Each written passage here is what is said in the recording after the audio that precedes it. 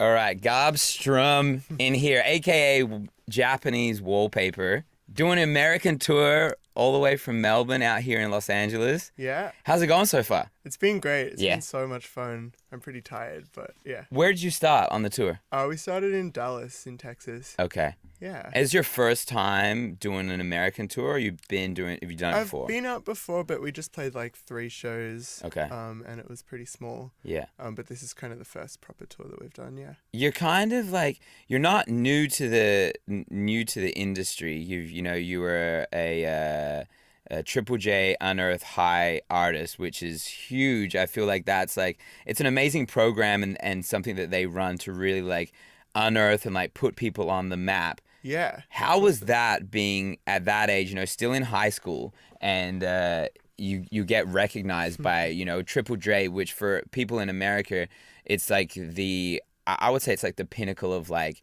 indie music that really is like setting the scene. Yeah.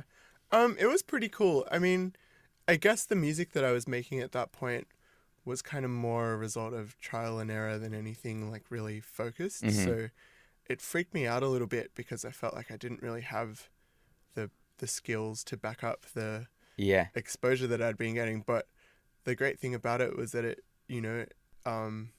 made me kind of realize that it was something I could do, and it made me just like really get serious about getting good at it. And yeah. How was it when you got great. that exposure? You know what I mean? Like, because before that, was it kind of like more of a hobby, just kind of like doing it at home? Totally. And I didn't really play shows ever, and I just kind of did it for fun.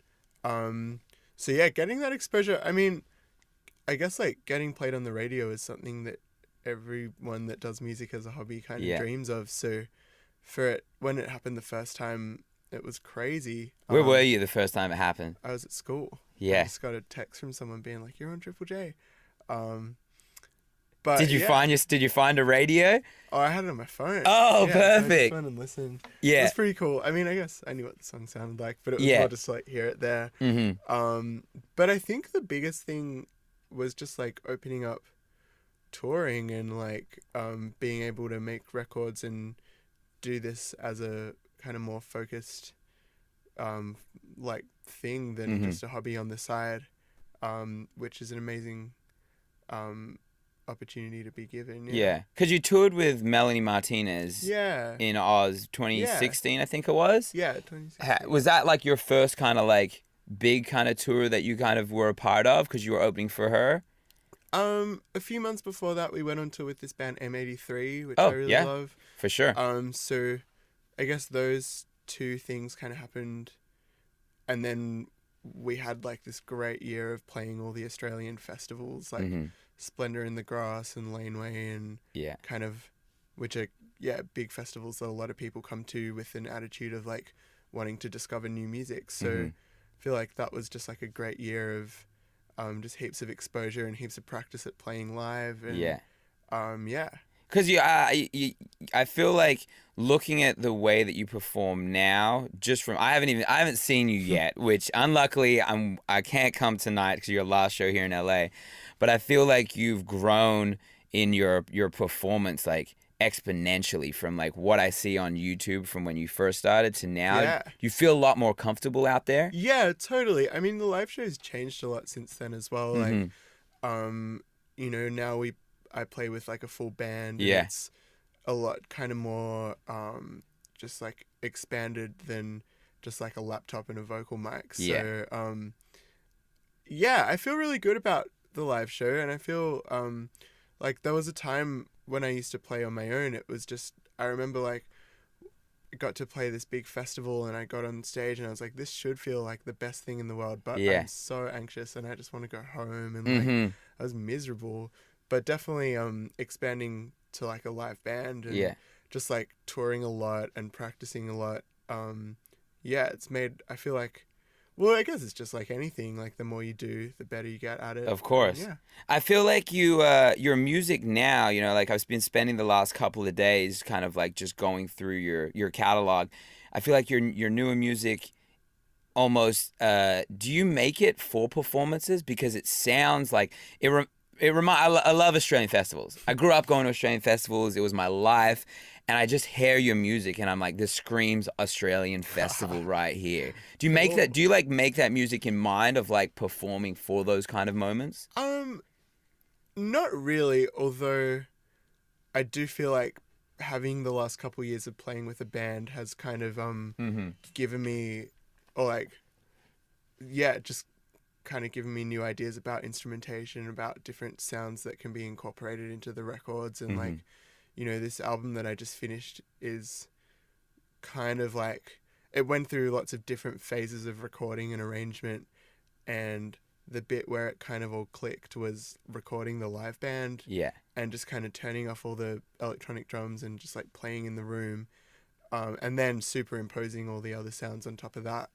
And I feel like that's something that I wouldn't have ever really thought about doing if I didn't have the kind of live experience. Yeah. Because your production level on the tracks that I've been listening to is high, and I love the way that you've put them together. And I talked to you earlier about a friend of yours, Tom Allday, who actually put me onto your music, which I thank him for all the time whenever we're talking about you. And I feel like Australia over the years has a little bit lacked that production level, and I feel like it's changing. Yeah, I think so. I mean, it's interesting. Like, I feel like a lot of the electronic music that I'm really inspired by and that I grew up on comes from Melbourne, like the Avalanches and Cut Copy and that kind of scene.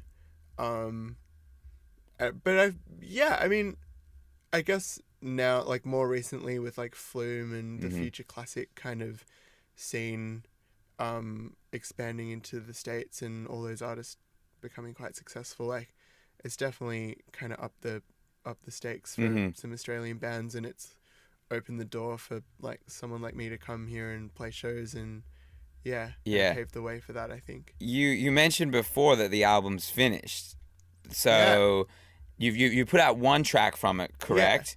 When are we gonna when are you thinking about rolling out this album? We're at the end of 2018, so we're thinking 2019 It'll definitely early. be like first half of 2019.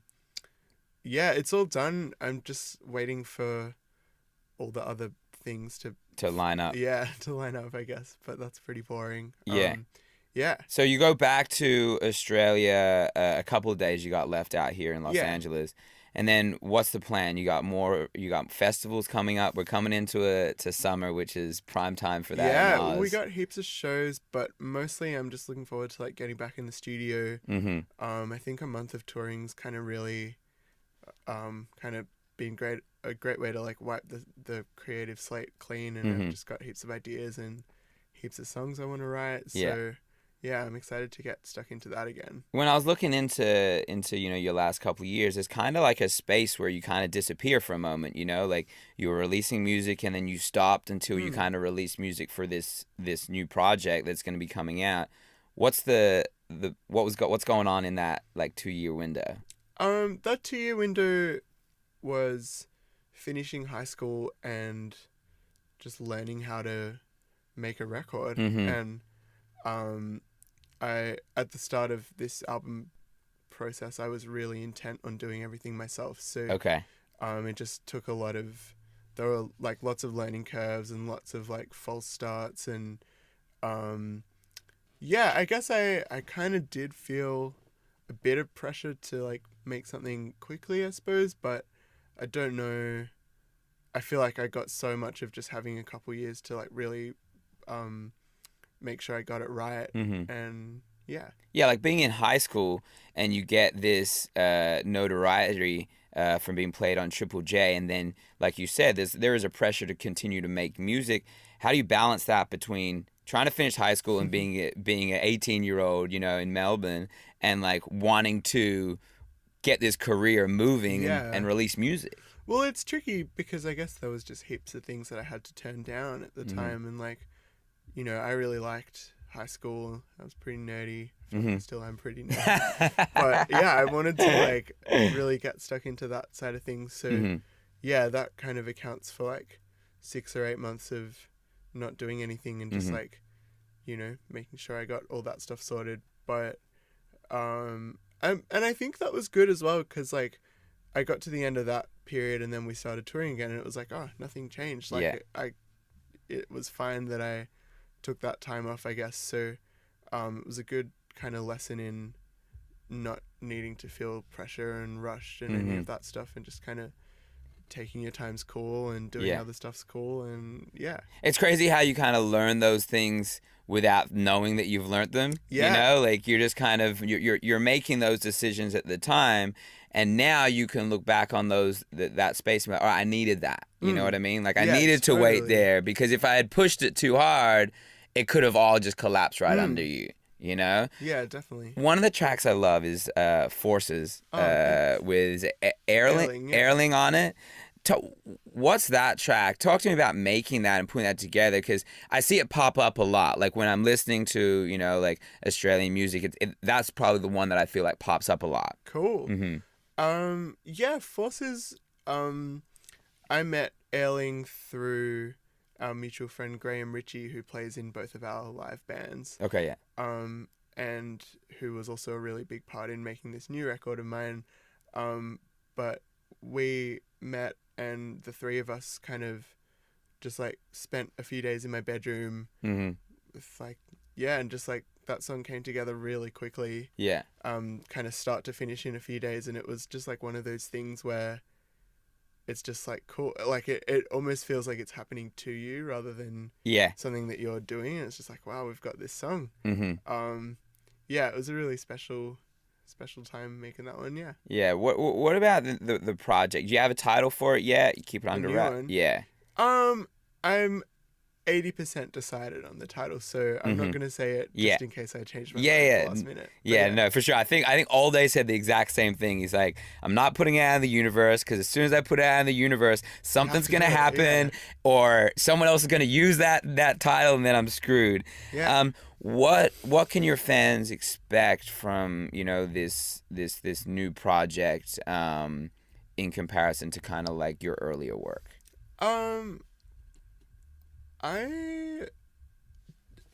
It's interesting. Like I played the record to a friend of mine the other day, and their first response was, "Wow, you've been listening to so much Death Cab for Cutie."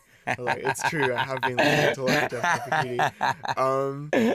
I think, well, it's just kind of like a more kind of grand version of the last one. I think in that, it incorporates a lot more kind of live instrumentation, and I'm singing on the whole record, and what else? Because the record "Fooling Around" is the lead single off of it, and you're singing on that one, which a lot of your other tracks you're not. You know what I mean? What's the mindset of that? Are you ready to like really frontman Japanese Wallpaper now? Yeah, I guess. In the other thing that I've been doing a lot in the last couple of years is making records for other people. I got to work on that great All Day record from last year, and I've been doing a bunch of stuff with some other artists as well, and I felt like now that that outlet for collaborating and for like giving other people a voice and stuff is still there for me. So I just became really fascinated in like how like personal can I make the Japanese Wallpaper project, and I guess the more I do it and the more I kind of feel a bit more confident and just better about it, the more I'm like okay with like putting more of myself into it as well. Like I guess the first record, a lot of that is just like me being nervous and me just like I guess hiding behind other people's voices and their faces and all that stuff, because I was just like a small kid who was like nervous about putting music out and being out there. But this one, definitely I feel like there's a lot more of me in it. I got to spend the last kind of month of the album process in the States working with a producer called Ben Allen in Atlanta, who has made just like some of my favorite records in the world, and we kind of finished off the production and mixed it there. And I feel like it's got a bit of his like magic to it as well. Do you ever, you're in the studio, because like you said, you work with a lot of other artists and helping them make music. you make a track and you're just like, damn, I wish I did give this away to someone else? There have been one or two times where I've felt like that, but for the most part, like, having that other collaborative avenue has made my goals for my own project quite specific, and the kind of like constraints of the Japanese Wallpaper sound world quite specific as well, because it's like if I do other stuff, it can exist in other projects. For sure. So very often, like, for something to end up being a Japanese Wallpaper song, it has to start as just me in the room making a Japanese Wallpaper song. Like, they don't really happen by accident, I guess. Like, I kind of know what I want to do to make those. Is there anyone that you kind of looking at wanting to work with? I know, I see a lot of collaborations going on, but is there anyone that you're like really like, all right, that's the next level I want to get to and work with those artists? Yeah, I mean, there's who do I want to work with? I mean, the main thing is I love working with my friends, and like making music with your friends is just like the best thing in the world. And just like the more of that I can do, the better. On a bigger scale, like, I'd love to work with Jack Antonoff, who's like producer for like Lorde and Taylor Swift, and like makes just like really interesting big pop music. More just because I feel like there'd be a lot to learn from getting in the room with someone like that. It's dope that you get that understanding of like there's so much to learn. You know what I mean? Because a lot of artists that I sit down with and I speak to, they believe that they know everything already. Well, and I mean, I don't know, like, fuck, I'm 21. Like, I've been doing this for 3 years or 4 years or something. I hope there's a lot more to learn. Like, you're right. If I've mastered this in 3 years, like, what?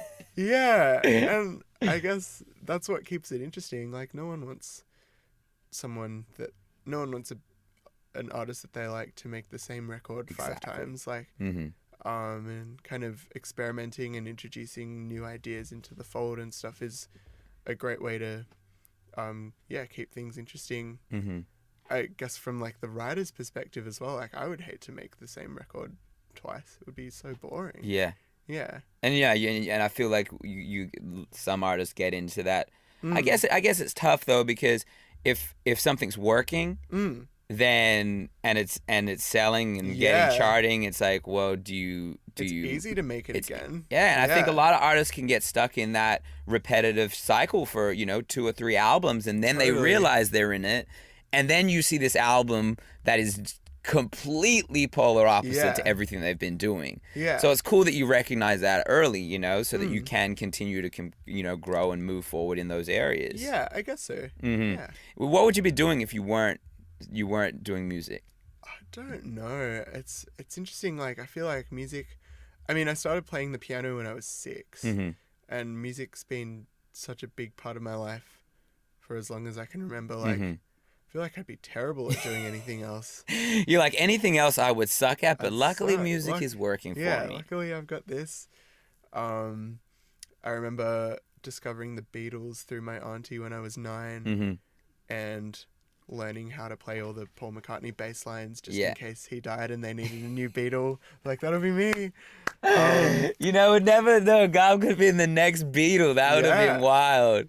But yeah, so I feel like since then, like, the idea of doing something in music has always been something I've wanted to follow in one way or another. Yeah. Man. Well, congrats on all the success so far. Thanks. And it's amazing to watch, and I'm stoked that I got to meet you, because last time when I'd been speaking to All Day about you, you're living out in Melbourne, so continue to keep putting out great music. I said earlier that it's just like refreshing to hear really good quality music. Oh, awesome. So thanks for sitting down, Gab. Thank you. My man. Yeah.